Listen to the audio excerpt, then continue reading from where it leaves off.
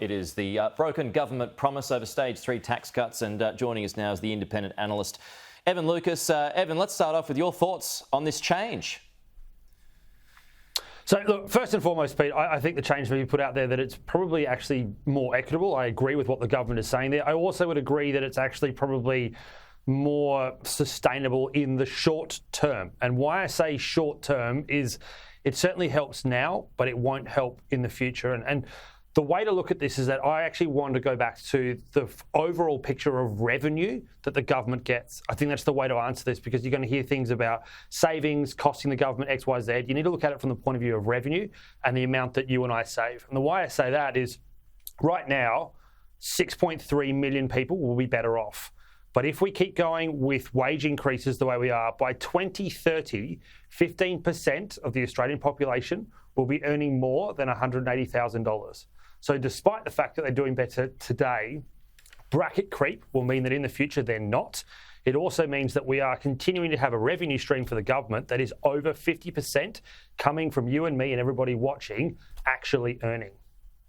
So given that, and that's interesting, Evan, appreciate that. Given that most of those on the lower end traditionally spend rather than save, given there's more money that's going to be going to those at the lower end now, how is it not inflationary?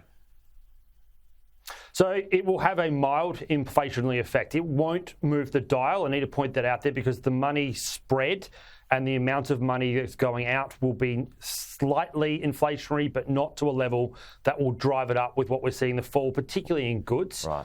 That, therefore, it's there, but it won't be material again. So why in would the that short matter term. if it's spread or not, Evan? So again, if you look at if everybody's getting $1 versus $5, that dollar spread across a greater number of people is the same amount as the $5 that's been put in by a smaller amount of people. So that's sort of a very simplistic way of pointing it to you. But again, I get back to my point. We are talking about, when we listen to this, about freezing in time, right? Today, this is what it means today.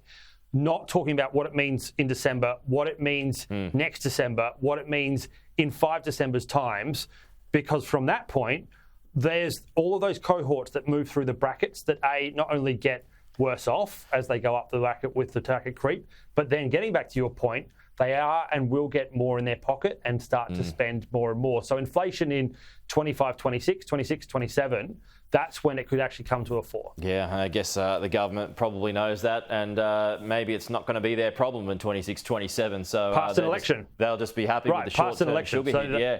So just finally, before we run out of time, Evan, I mean, the Chamber of Commerce said it's the death of tax reform now. Do you agree with him?